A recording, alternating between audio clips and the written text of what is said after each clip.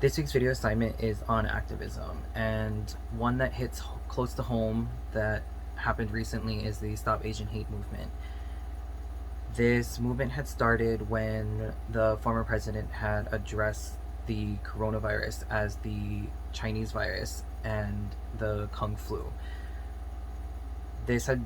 triggered a big increase in Asian American crimes, and during the pandemic, one of the first crimes that I do remember hearing about is a case that an elderly man was pushed to the ground, and days later he actually died from his injuries. This had triggered a big reaction, and a couple of high profile Asian American actors had actually spoke up and used their platform to address the issue. So they had actually offered a monetary award for any information on the incident, and that was Daniel Day Kim and Daniel Wu. And another big one that happened more recently was the mass shooting that had happened in Atlanta, and that is where the shooter had gone to different massage parlors and had shot various women, 6 of which were of Asian American descent.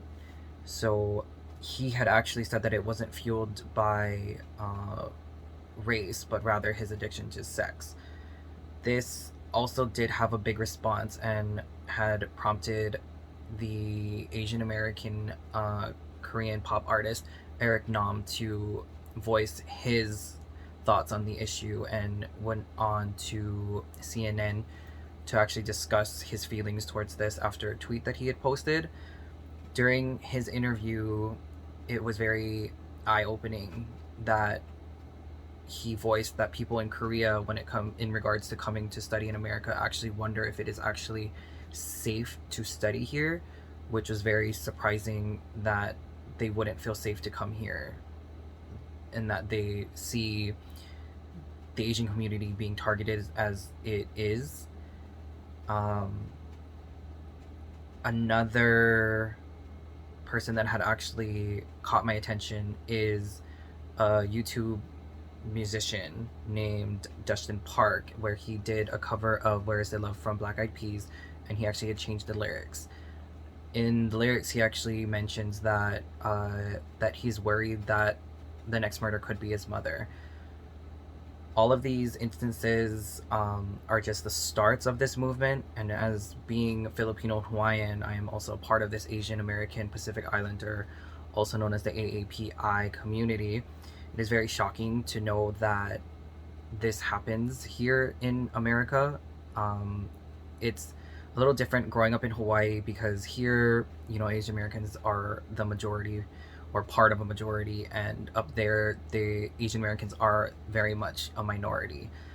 And it's very scary to think that they have to live each day worrying that something could happen to them or their family just because they are Asian. And I just hope that with this movement it does get a lot more traction and it does bring awareness, because the Asian community is very much known for being a little bit more on the silent side of things and don't want to cause any issues. But I feel like it's time that they actually do start to bring awareness to what is happening, and that it needs to get the light shined on it, because they're targeting elderly Asian people that can't really defend themselves, and they're getting injured and getting slashed in the face with box cutters or getting stitches in their face just for being at a bakery. So this is a very big issue that in this day and time, I don't feel like this should be even happening anywhere in the world, let alone in America, where we are all citizens and part of America. And Eric Nam actually brought that up, that he also feels like he is a perpetual outsider, and just for being Asian in America, and people ask him things like, oh, why is your English so good? And